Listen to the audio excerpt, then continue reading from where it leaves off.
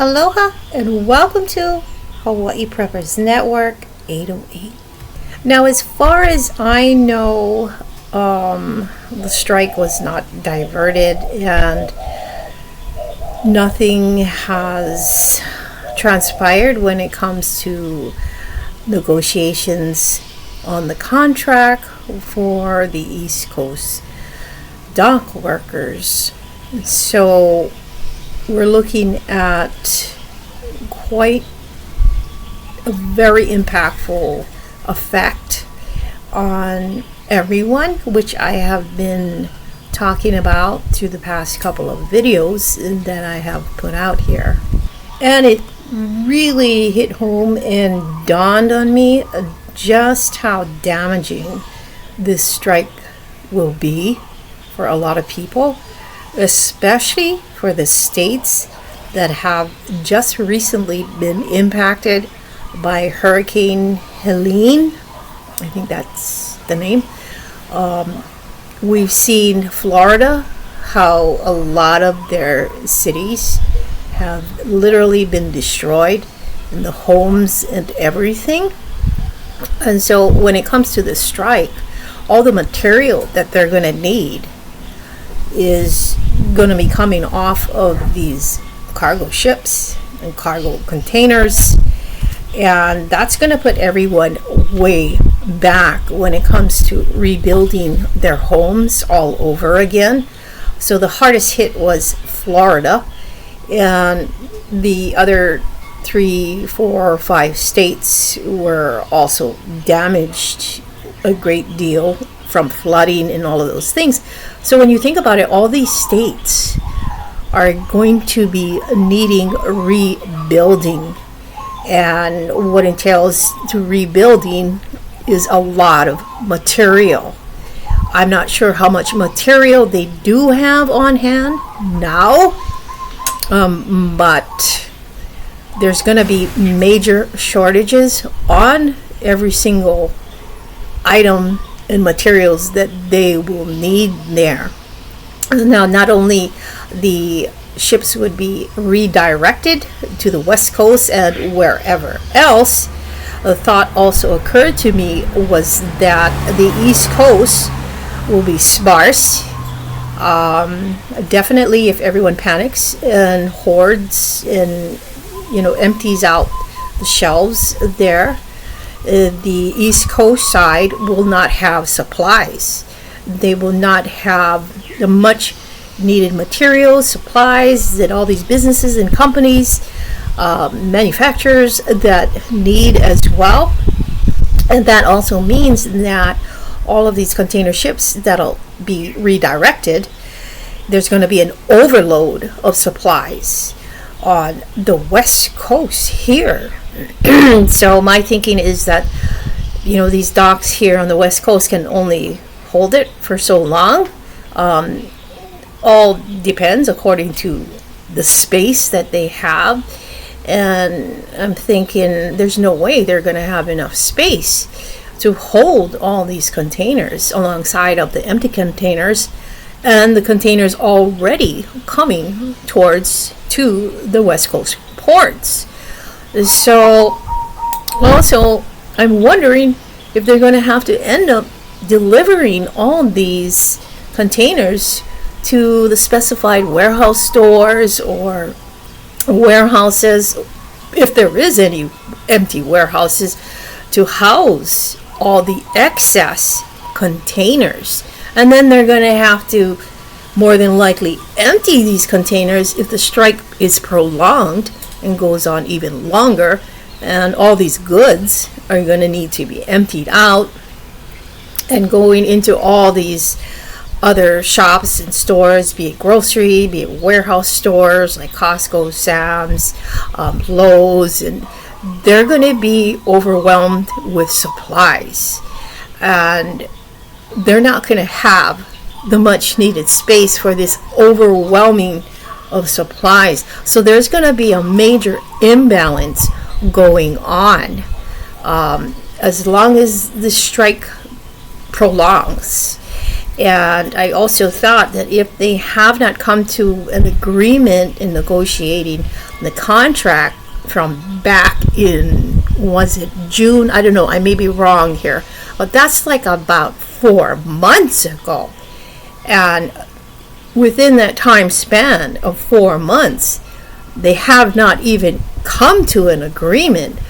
So what makes us think that they're going to come to an agreement any sooner? I may be wrong here, but I'm hoping and praying that I am wrong, because this will be really, really damaging on all sides around. We're going to be overloaded here on the West Coast, while on the East Coast, they're not going to have nothing much there. And, I started to also think, well, hey, maybe, just maybe, people will have to either get a plane ticket and fly to the West Coast to shop for their supplies and have that supplies shipped back, not in containers though, the regular air shipping. So that is a lot to think about here, and a lot to, I've come to these realizations that it is very, very damaging.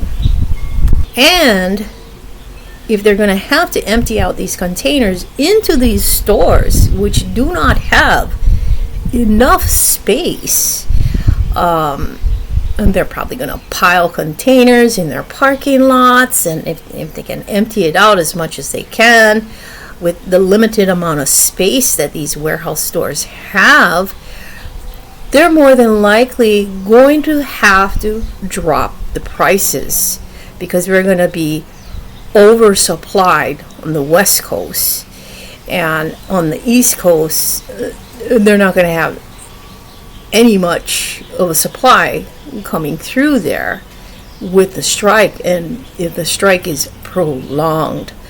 So I'm hoping and praying that everyone living in the East Coast states have already stocked up on the much needed supplies, and that they have.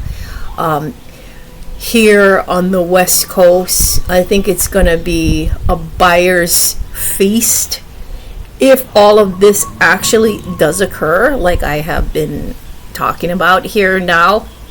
If they can afford it, because everyone is broke now due to high inflation and everything else that's going on. This is going to be beneficial for those that do have that extra income, that extra funds to be able to buy everything and anything at a great low price. This is what I'm thinking, that how things are gonna unfold.